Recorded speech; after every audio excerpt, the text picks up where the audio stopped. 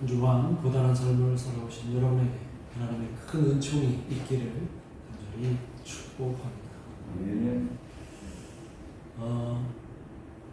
우리 장로님께서 예배를 위해서 저 먼 나라에서 오셨다고 지금 생각하시는 분들도 있을 거예요.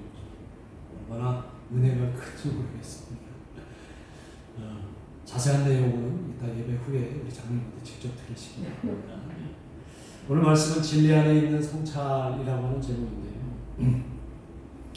우리는 보통 남에게 굉장히 엄격한 면이 있습니다. 그런데 또 반대로 자신한테는 굉장히 관대한 면이 있어요. 그러니까 이런 경우는 남보다 나를 더 사랑하기 때문에 나타나는 그런 우리의 어떤 모습이라고 생각을 합니다. 우리가 믿고 따르는 예수님의 말씀과 다르게 사는 모습이죠. 예수님은 늘 우리에게 남을 나보다 더 귀하게 여겨라 이런 말씀을 많이 해주시고, 또 우리 기독교는 이기적인 종교가 아니라 이타적인 종교이지 않습니까? 다른 사람들에게는 엄격하고 나에게는 관대한 것을 뒤집어서 다른 사람들에게는 관대하고 나에게는 엄격해야 되는데, 오늘날 우리가 살아가는 이 우리의 삶은 그렇지가 않은 것 같아요. 남한테는 대단히 엄격하고, 그래서 비판도 잘하고 비난도 잘합니다. 그리고 내가 좀 실수하고 내가 책망받을 짓을 했어도 그냥 그러니 하고 넘어가고, 뭐 그럴 수 있는데 이렇게 넘어가는 경우가 많죠. 그래서 이럴 때 쓰는 용어가 정치권에서 많이 회자되고 있죠. 뭐라고 그래요? 이렇게 내로남불이라고 하잖아요. 내가 하면 로맨스고 네가 하면 불륜이다, 이렇게. 그러니까 다른 사람에 대해서는 굉장히 비판적이고 비난하고 엄격한데 우리 자신을 돌아볼 때는 그렇지 않다는 거예요. 그런데 우리 이 신앙에 있어서도 이런 경향이 많이 있다는 겁니다. 같이 신앙생활을 하는 공동체 안에서도 다른 사람이 어떤 신앙의 모습만 보여요. 내 신앙은 잘 안 보이고, 저 사람은 저 정도의 어떤 신급이 있으면, 저 정도 집사가 됐으면, 권사가 됐으면, 또 뭐 목사가 됐으면 저렇게 신앙생활하면 안 되는데 왜 저 사람은 왜 그렇게 원칙대로 안 하지? 신앙의 원칙대로 안 하고 왜 예수님의 말씀대로 그렇게 살지 않지? 그러면서 정작 본인은 그렇게 살지 않으면 하나님 다 이해하실 거야, 이 정도로 다 하나님 그냥 넘어가실 거야, 이렇게 우리 스스로도 신앙에 있어서 내로남불이 굉장히 많다는 거예요. 그 내로남불이 뭐 여러분에게만 있겠습니까? 이 목사님 저에게도 엄청 많겠죠.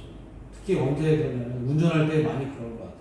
다른 사람이 조금만 뭐 교통 규칙이나 법칙을 어기면 바로 그냥 막 나무래요. 어떻게 누구한테 도대체 운전 연습을 받았냐? 저 운전자는 분명히 무학자다, 무학자. 그러고서 본인이 좀 그 신호를 위반하거나 교통법규를 위반하면 그럴 수 있다고 생각해요. 또 이제 저 같은 경우는 집사람하고 이제 같이 이렇게 결혼 생활을 하면서 굉장히 많이 지적을 하는 것 같아요. 당신이 좀 이거 좀 바꿨으면 좋겠어. 당신 이렇게 했으면 좋겠어. 아직도 그렇게 내가 수없이 얘기했는데도 아직도 그렇게 바꾸지 못하고 이렇게 살아. 제발 좀 바꿔줘, 이렇게 얘기를 하는데 안 바뀌더라고요. 곰곰이 생각해보니까 안에도 저에 대한 그런 마음들이 있을 거란 말이에요. 제 자신을 돌아보면 저 자신도 바꾼 적이 거의 없는 것 같아요. 이렇게 보면 목사인 저도 완전히 내로남불이구나. 우리 신앙생활도 마찬가지라는. 특히 이제 저는 우리 한국교회에 대해서 또 우리 목사님, 정도를 갖지 못하는 목사님들에 대해서 막 비판적으로 또 비난하거나 그럴 때도 많이 있었습니다. 고백하자면. 한국교회 왜 이렇게 하나님의 뜻대로 가지 않고, 왜 이기적인 모습, 왜 목사들이 똑바로 예수님의 그 가르침대로 가지 않을까, 이렇게 비판하고 비난했던 제 자신을 이번 말씀 준비하면서 조금 반성하게 됐죠. 혹시 그런 비난이나 비판에서 나는 자유로운가? 이것이 오늘 바울이 우리에게 들려주고자 하는, 너희는 도대체 내로남불의 신앙인 줄 아느냐 모르느냐, 이런 얘기를 오늘 본문에서 우리에게 해주려고 하는 거예요. 특별히 우리는 이제 새해를 맞이해서 우리가 주변에 너무 쉽게 비판하고 비난하는 그리고 쉽게 정죄하는 우리의 의식과 모습을 오늘 사도 바울의 이 고린도 교회를 향한 이 말씀을, 메시지를 통해서 우리에게 새로운 경종을 울려주기를 주님의 이름으로 축원합니다. 오늘 말씀을 보면 13장 5절에 보면 바울은 이렇게 자신을 비난하고 자신을 비판하는 고린도 교회 안에 있는 일부 성도들에게 이렇게 이야기를 합니다. 너희는 믿음 안에 있는가? 너희는 믿음 안에 있는가? 너희 자신을 시험하고 너희 자신을 확증하라, 이런 말이에요. 여기서 너희 자신을 시험하라는 것은 너희 자신을 한번 잘 살펴봐라. 그리고 확증하라는 말은 이 테스트라는 말이에요. 테스트. 너희는 한번 네 믿음 안에 있는지 없는지 한번 테스트 한번 해봐. 이 말을 한마디로 말하면 성찰을 한번 해봐. 네 스스로를 돌아봐. 그러면서 예수 그리스도께서 너희 안에 계신 줄을 너희가 스스로 왜 알지 못하느냐. 이런.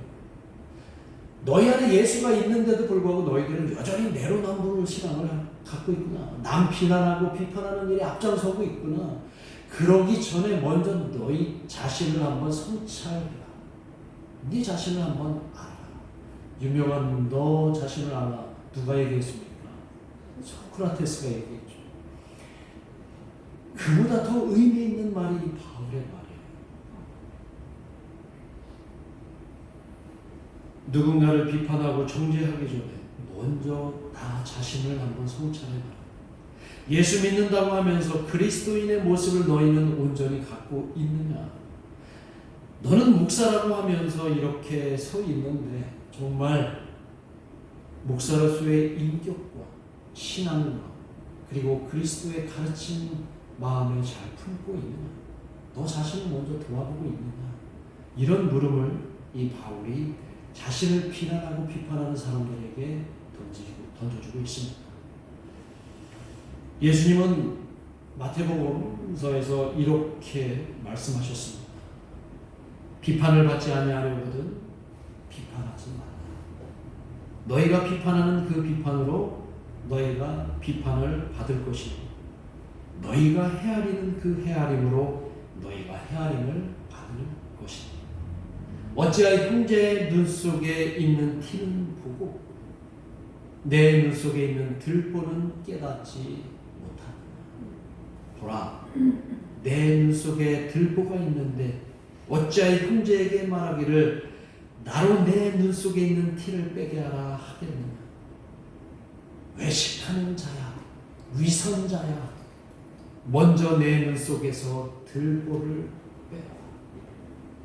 그 후에야 밝히 보고 형제의 눈 속에서 티를 빼라. 이 말을 바울이 알고 있었던 거예요. 남을 비판하고 남을 비난하기 전에 내 눈에 있는 들보를 먼저 발견하라. 그 들보를 빼내야 세상이 밝히 보인다고 예수님이 말씀하셨어요.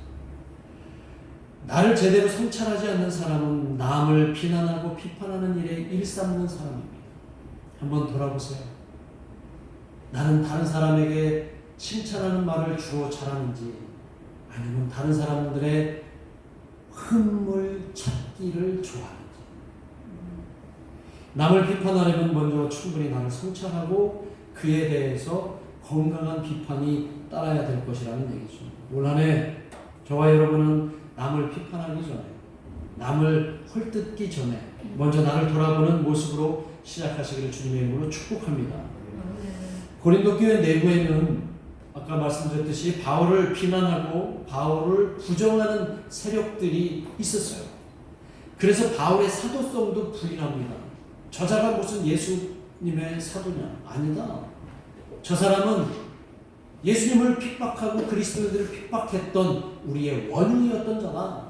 이렇게 바울을 깎아내리려고 하는 일종의 또 다른 세력을 규합하는 그런 고린도 교회 안에 사람들이 있었습니다. 그런데 사람들이 그들의 말에 현혹되고 진짜로 바울이 그렇게 나쁜 사람인가?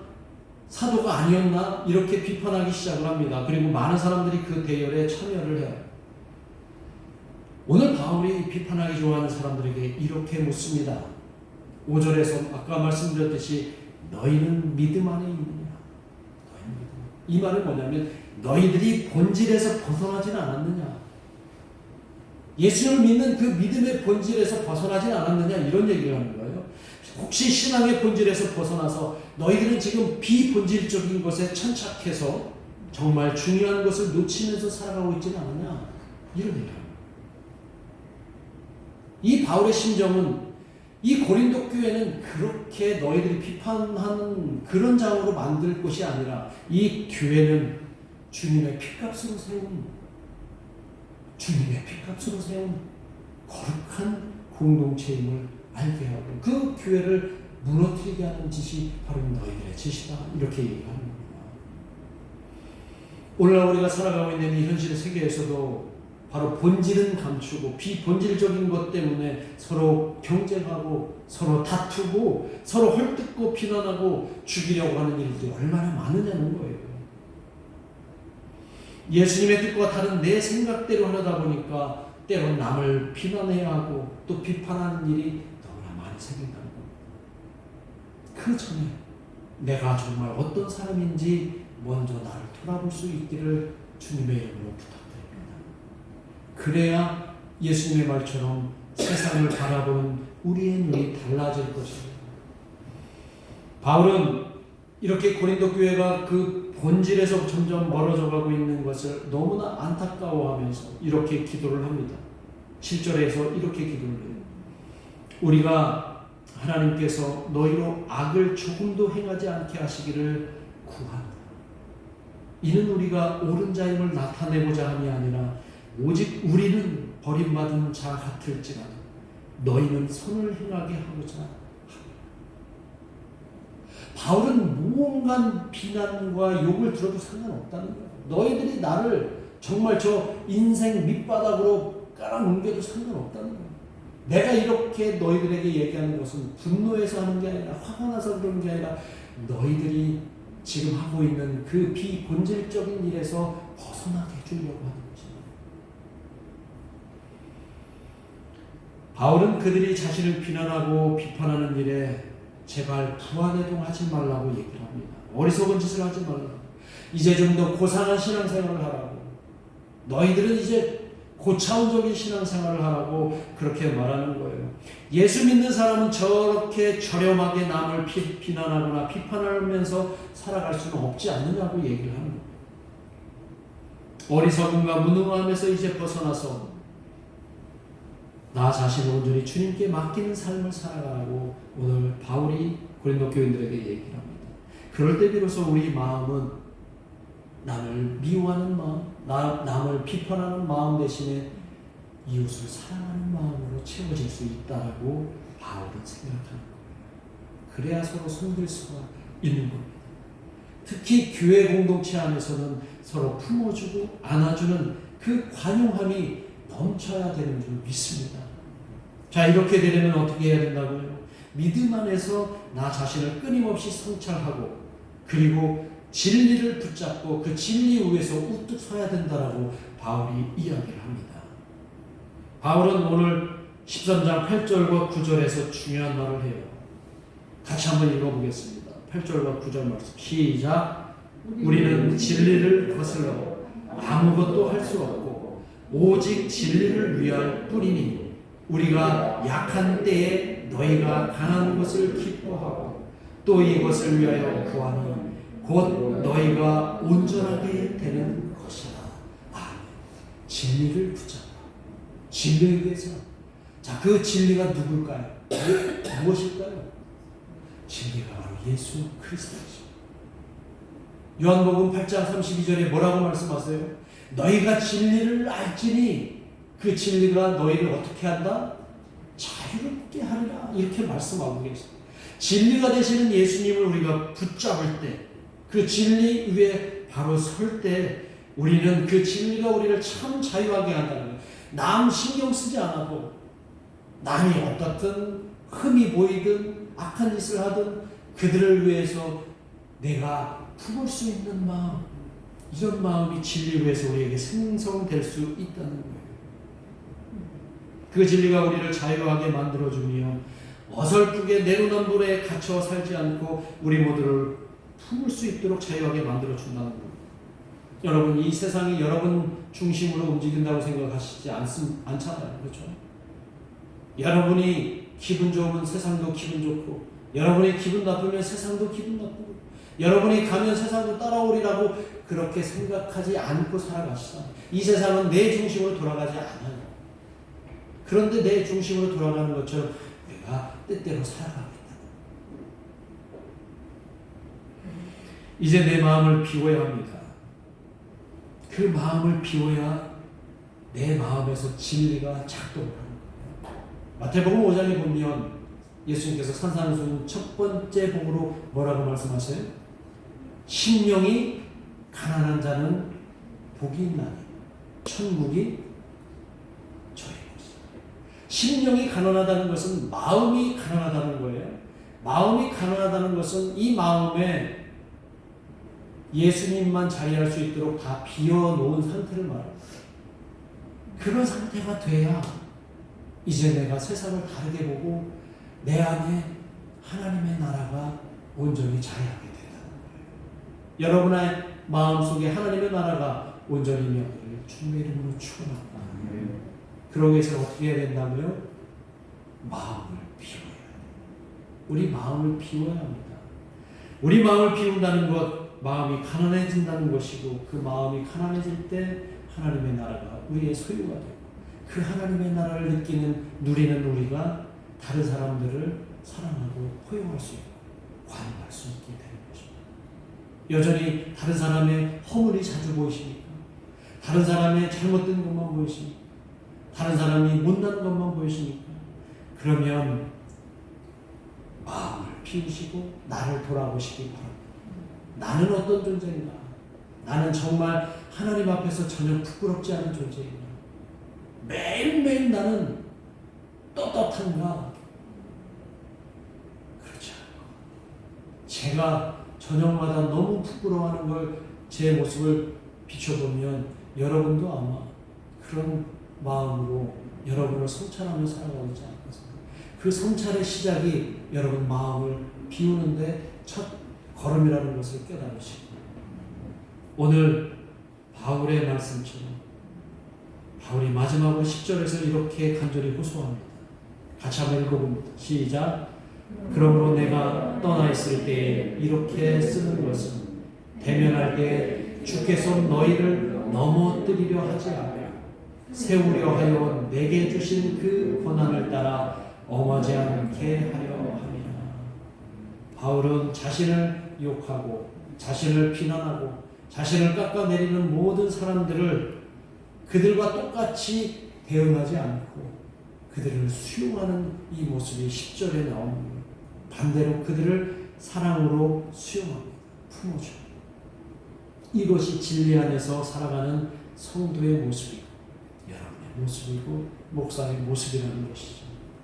이제 말씀을 맺겠습니다. 2023년 남들이 아무리 내로남불의 삶을 살아도 우리는 내로남불하지 말고 우리를 먼저 돌아보고 진리 위에서 굳건히 서는, 그래서 남보다 나를 먼저 성찰하고 그리고 진정으로 이웃을 사랑하는 저와 여러분이 되는 2023년도가 되기를 주님의 이름으로 축원합니다. 기도하겠습니다. 우리 함께 합심해서 기도합니다. 2023년 우리가 진리 안에서 나를 돌아보고 내 마음이 가난해지도록 노력하게 해달라고, 그래서 내 마음에 이 세상적인 원리와 가치가 자꾸 들어와서 이타적인 마음이 아니라 이기적인 마음으로 자꾸 키워가는 것을 내가 경계하고, 그리고 진정으로 주 안에서 하나님 나라를 소유한 주님의 자녀가 되게 해달라고 2023년도 우리의 신앙의 목표를 놓고 기도하겠습니다. 하나님 아버지, 올 한 해 우리에게